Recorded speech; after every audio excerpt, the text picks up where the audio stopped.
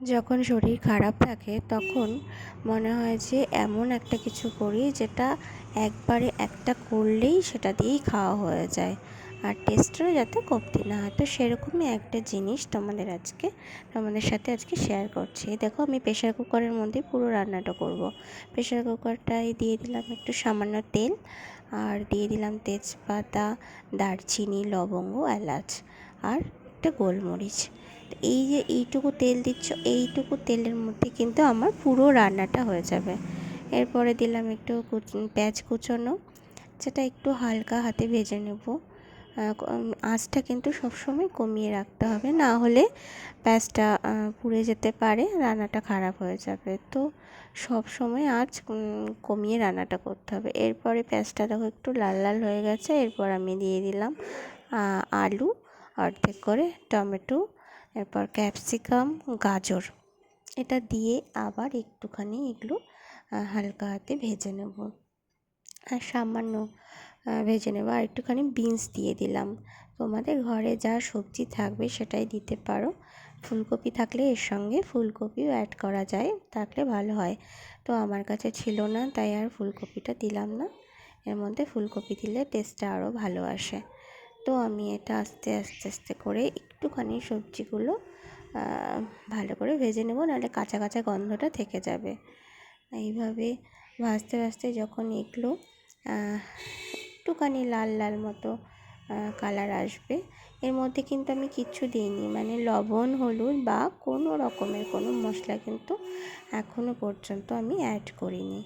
এরপরে সবজিগুলো হালকা ভাজা হয়ে গেছে। এবার বাসমতি চালটা আমি আধ ঘন্টার জন্য ধুয়ে এটা রেখে দিয়েছিলাম।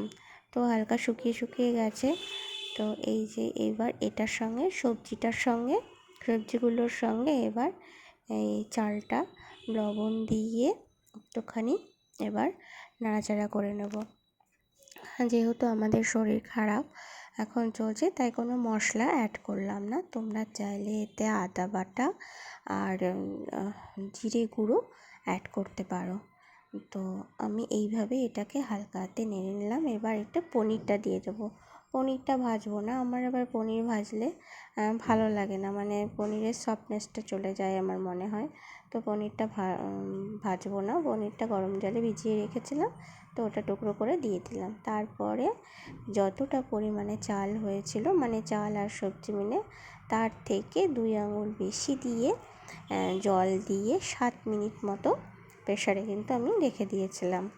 এরপরে সামান্য চিনি দিয়ে, আর তোমরা চাইলে এটার মধ্যে ঘি দিতে পারো। ঘি গরম মশলা দিলে আরও ভালো হয়, আমি দিলাম না যেহেতু আমার শরীরটা খারাপ। তো একদম সাদামাটা করেই করেছি। আমার দেখো একটুখানি পরিমাণে জল বেশি হয়ে গেছে বলে এটা একটু আঠালো আঠালো ভাব এসছে। এটা কিন্তু এরকম হয় না। ওই যে বলে না, শরীর খারাপ থাকলে রান্নাও খুব একটা ভালো হয় না, তো সেটাই আর কি অবস্থা হয়েছে। তো এটা আমার হয়ে গেছে। খুবই কম সময়ের মধ্যেই সব কিছু পুষ্টিগুণ সম্পন্ন এবং টেস্টি। যদি তোমরা এটা একবার বানিয়ে খাও তো বারবারই খেতে চাইবে। তো এর সঙ্গে আমি একটা হাফ বয়েল ডিম সেদ্ধ করে নিয়েছিলাম। তো এটা দিয়েই আজকে আমরা খেয়ে নেব। আজকের মতো টাটা।